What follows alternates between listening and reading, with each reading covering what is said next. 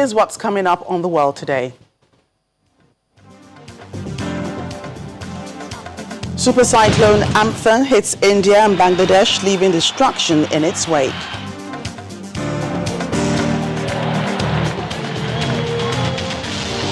Brazil's daily virus death toll hits a record high. Plus, China warns that countries stigmatizing it over COVID-19 will not succeed.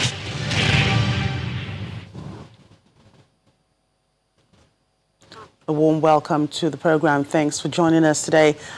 Joke Rogers. Cyclone Amphan has made landfall in the parts of India and Bangladesh. It's the first supercyclone to form in the area since 1999, and it's forecast to cause deadly storm surges, severe flooding, and mudslides. Cyclone Amphan was preceded by heavy rains and winds, lashing two eastern Indian states of Odisha and West Bengal. Thankfully, many villages had been evacuated to higher ground in an operation complicated by the coronavirus pandemic. The weather department in India says Amphan slowed and was likely to cross the coast near West Bengal state or Bangladesh around 2:30 p.m. local time. An Indian Federal Home Ministry says West Bengal and neighboring Odisha state were struggling to house thousands of evacuees as existing shelters were being used as coronavirus quarantine centers. The cyclone Amphan is currently located at around 110 kilometers down southeast of Paradip, and it is moving at an average speed of about 18-19 kilometers per hour. And at the current location of the cyclone, the wind speed is observed to be around 160 to 170 kilometers. But when Amphan hit, the powerful cyclone tore into eastern India and Bangladesh, destroying mud houses and embankments and whipping up a storm surge along the coast. One 70-year-old man was killed by a falling tree in Bangladesh's coastal Bola district. Amphan was also felt in Sri Lanka, where a 9-year-old died in a landslide and a woman was killed by a falling tree. There were other injuries from landslides described as the side effects of the supercyclone. The Sri Lanka Navy has pre-deployed rescue and relief teams with boats in flood-risk areas, while the Air Force has stationed helicopters and placed rescue crews on standby in several locations to respond to emergencies.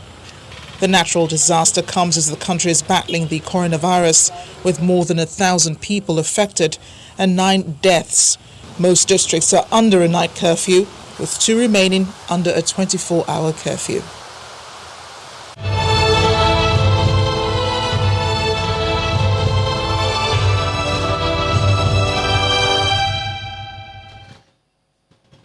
And for 26 years, the world has been looking for Felicien Kabuga for his role in the Rwanda genocide. It appears that justice may be around the corner for survivors of the 1994 event as they welcome his arrest. 3 decades ago, an 18-year-old girl stood in a Kigali church, stealing glances at the powerful businessman in her neighborhood. 4 years later, the militias he is accused of financially backing would kill almost her entire family. The businessman was Felicien Kabuga, arrested in Paris over the weekend after more than a quarter of a century on the run. The teenage girl was Dimitri Sisi Mukanyiligira. I'm a new person who survived through very bad times, and him has been hiding all over 26 years. And he's now arrested. That's a very good news. It's a success story. It's an achievement. And then he will face the justice. Kabuga is accused of providing funding to the Hutu militias that slaughtered around 800,000 Tutsis and moderate Hutus in 1994. Among the dead were Mukanyiligida's 2 brothers, cut down with machetes, her sister, killed by a grenade as she sought refuge in a hospital. That was the question for my kids. Mama, how many people, had he killed? I said, no, He didn't kill one or two, he killed all of us, all of them, because he was the financing, the brain behind all the plans. Imagine if people wanted to kill but they didn't have machete, so he's the number one finance. According to French police, Kabuga had been living under a false identity in an apartment in a Paris suburb. Kabuga is now being held in a prison in central Paris. At any time, even after 26 years or even 50 years, if you are located anywhere, you will be apprehended, you will be arrested, because you can hide for 26 years, 50 years, even 100 years, unless if you are dead. But still, you'll be brought to justice and be held accountable for the crimes committed by any person or any fugitive. So the message is that those who are still, running out and hiding themselves, but justice one day will also bring them to court. His arrest paves the way for the fugitive to come before the Paris Appeal Court and later be transferred to the custody of the International Court, which is based in The Hague, Netherlands, and Arusha, Tanzania. Well, Brazil is back on the COVID-19 death toll map as it records more than 1,000 deaths in a single day for the first time in a long time, amid warnings that the outbreak is weeks away from its peak in the country. It also has the highest toll in number of cases in Latin America, now reaching 271,628 confirmed cases, which is likely to go higher because of insufficient testing. There are still concerns about the president repeatedly playing down the risks of COVID-19. Brazil has recorded its highest daily rise in infections and deaths since the coronavirus outbreak began in the country. Health officials reported a further 17,408 cases and 1,179 deaths in the past 24 hours. Peru's daily infection rate for coronavirus hit a record 4,550 cases as the South American nation edges near a total of 100,000 COVID-19 patients. Peru has been one of Latin America's worst-hit countries in the pandemic. Despite implementing tough lockdown measures, Lima has struggled to flatten the curve of new infections. South Korea reported 32 new cases on Wednesday, taking the national tally to 11,110, with 263 deaths, as schools opened for the first time this year. Prime Minister Chung Shin-kyun urged officials to block risk factors from reaching the campuses as high school seniors began returning to classes. However, more than 60 high schools have ordered students to go home immediately after 2 students were tested positive. And residents of Bolivia's Cochabamba are demanding an end to the country's coronavirus lockdown, saying quarantine has left them without food and money. Bolivia is amongst Latin America's poorest nations, with many families relying on day-to-day informal work to make ends meet. But with restrictions on movement, these residents say they have been left destitute by quarantine and want to return to work. In the meantime, China says it's tired of taking the heat for the coronavirus and is now turning the threats on its instigators. The country's spokesperson, Guo Weiming, said today that certain politicians from a number of countries, including the United States, will not succeed in blaming and stigmatizing China over COVID-19. Mr. Guo made the remarks while addressing the third session of the 13th National Committee on the Chinese People's Political Consultative Conference. He says the virus is a common enemy of all humans and that it has no borders. It's essential, he says, for the international community to strengthen cooperation in fighting against the COVID-19 epidemic. Well, Mr. Guo spoke on a number of issues during that press conference, including Chinese assistance during the pandemic. He says China is sincere in its assistance and is willing to continue such help to the best of its ability. He says China remembers and will always remember the aid it received when it was struggling to control the epidemic when it first broke out, adding that the country has since been actively supporting other countries in the global fight against the pandemic for the good of all those affected.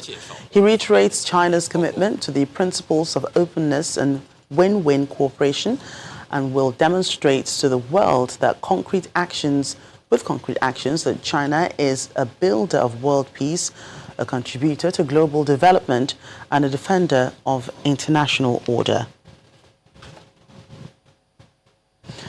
In the meantime, research continues for a cure to the coronavirus. Medical researchers in the Netherlands have signed up to 1,500 people who have recovered from the coronavirus to donate blood as part of an international push to develop treatment for the virus from their plasma. Survivors of the disease are generally left with blood containing antibodies or proteins made by the body's immune system to fight off the virus. The blood component that carries the antibodies can be collected and given to newly infected patients. Doctors are already using plasma to treat coronavirus patients in a number of hospitals worldwide, but plasma supplies are limited because relatively few people who have had the new virus have donated blood. So the goal of the Alliance is actually to produce an unbranded hyperimmune globulin. So a plasma-derived therapy for those patients that need it the most. Unbranded, so it will be a collaborative effort. That means that all of the Alliance members are pooling their resources together to actually make it available to the world. There's not one company that will profit from this. We have put our individual company interests aside to further to help the public health and the patient's interest. This product, right now in the clinical phase, hopefully later in production phase, it can only be made through the donations of other people. There is no way to fabricate it. You can't produce it in a factory. We absolutely need donations from plasma donors.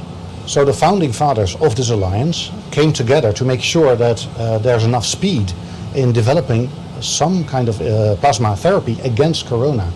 So the whole goal is pull the resources, put the brightest minds together to make sure that at the earliest possibility this therapy becomes available. Of course, that's what we're doing right now. Clinical production has started, and if the clinical trials are well and the therapy is approved, then hopefully in the brightest of scenarios, this might be one of the earliest treatment possibilities for patients. In Britain, Prime Minister Boris Johnson says a program to track and trace those suspected of having been in contact with people who have tested positive for COVID-19 will be in place by the 1st of June. He was addressing Parliament today for the Prime Minister's questions, where he also added that the government would have recruited 25,000 trackers by the start of the month, capable of tracing 10,000 new cases a day, while the overall number of daily tests would have reached 200,000. Already, 125,000 care home staff have been tested. 118,000, perhaps you didn't know that, Mr. Speaker, 118,000 care home workers have been tested, and we are absolutely confident that we will be able to increase our testing, not just in care homes, but across the whole of the community. And thanks to the hard work of my right honourable friend and his teams, we will get up to 200,000 tests in this country by the end of this month. And he may know, perhaps it's one of those statistics and international comparisons he hesitates to make, but actually this country is now testing more than virtually any other country in Europe. Today, I am confident that we will have a test and trace operation that will enable us, if all the other conditions are satisfied, and it is entirely provisional, that will enable us to make progress. And I can tell him also that by the 1st of June, already we've recruited 24,000 trackers, and by the 1st of June we will have 25,000. They will be capable of tracking 10,000 the contacts of 10,000 new cases a day. And to understand the importance of that statistic, I should just remind him that today the new cases stand at 2,400. So we're making vast progress in testing and tracing, and I have great confidence that by June the 1st we will have a system that will enable us, will help us very greatly to defeat this disease. UK Prime Minister speaking on how to defeat the virus after he himself survived COVID-19. Well, still ahead on the programme. With the weather getting warmer in Europe, there's every temptation to relax outside with something to drink, even if you're a squirrel. That's in a moment. Just stay with us.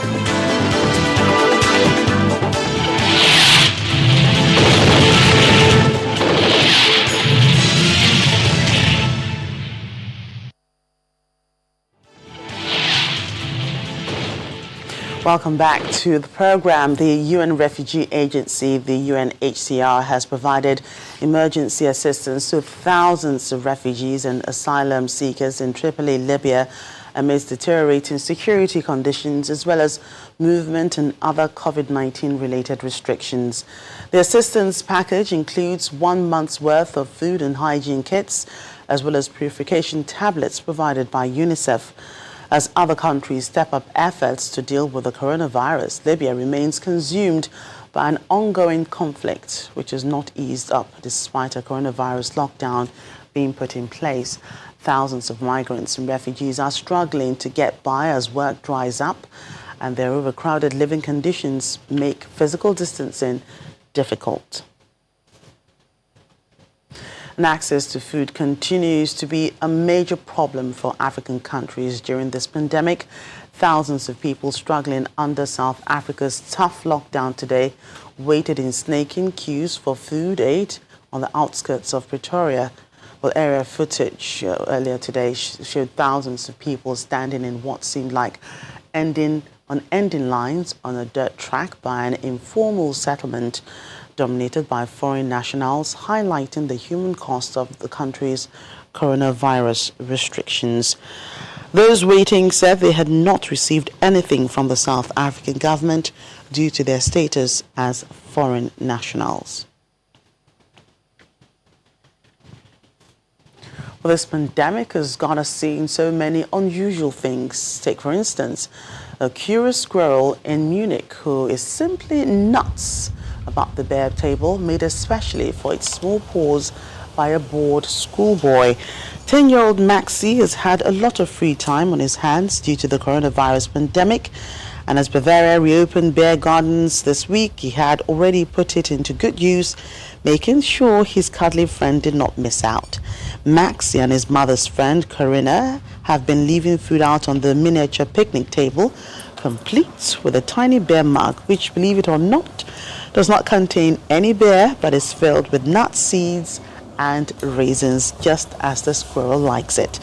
The curious squirrel, which they have named Madame, now visits her balcony at least once a day and even has an Instagram account, which has seen several people commissioning Maxi to make similar tiny benches for them.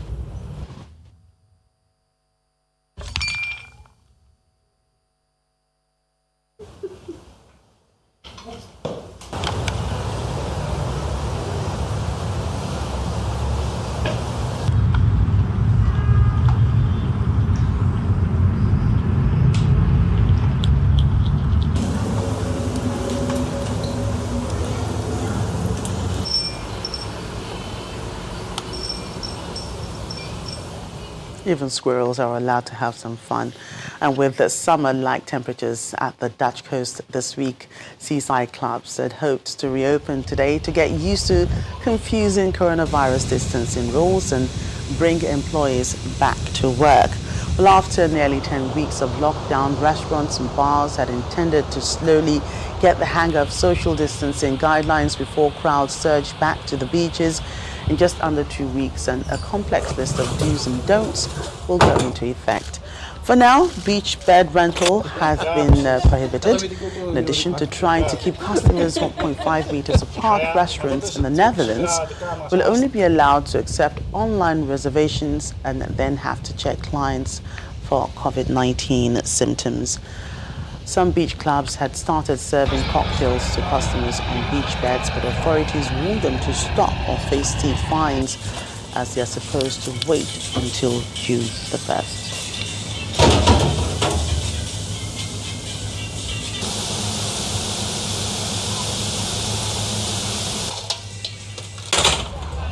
Yeah, today we were actually supposed to rent out the beds, but unfortunately we cannot.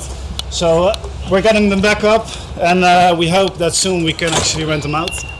It's confusing because some cities allow people to rent out beds, and other cities prohibited people to, or beach clubs to rent out beds. So it's difficult what you can and what you cannot do. It's going to be hard because you want to give everyone the feeling they're welcome and they can do their things here, but yeah, it's going to be quite hard to say no to someone. And how many times do they need to cough or sneeze before you say you need to leave the place? It's difficult, but yeah, we have to go by the rules, I guess. And so we're staying with animals today, and we go all the way to Wales, where Max the llama has been making food deliveries to remote properties in the Welsh Valley during the coronavirus lockdown. Alex and Matt from the llama farm, Pembrokeshire llamas, decided to try and do something positive after their business was shut down by the virus. They've taken one of their llamas, Max, to visit people living in remote spots while they deliver food to people and cheer them up. According to the couple, the llama delivery is not only eco-friendly, but is most of all a safe alternative for those at risk of catching the virus if they went out to the valley to shop. Llama delivers food supplies several times a week, which helps Max stay in shape.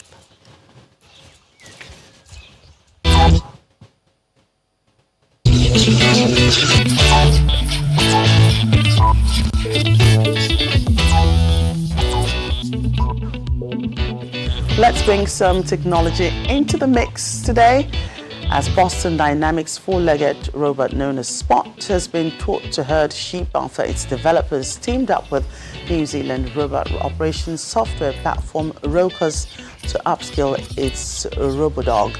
Roco is training Spot to work on farms to help increase accuracy in yield estimates, relieve the strain of worker shortages, and create precision in farming.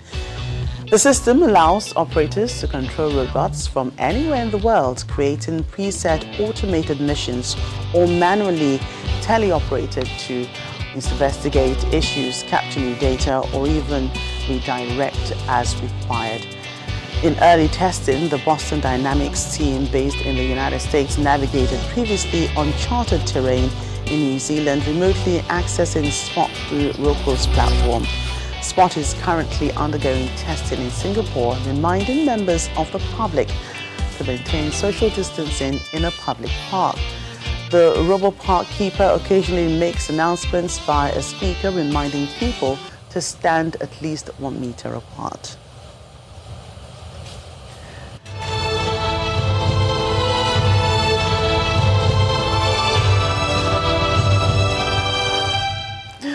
There you go, a robot reminding all of us to stay safe at all times. That's the program today. Thank you so much for watching. I'm Joker Rogers.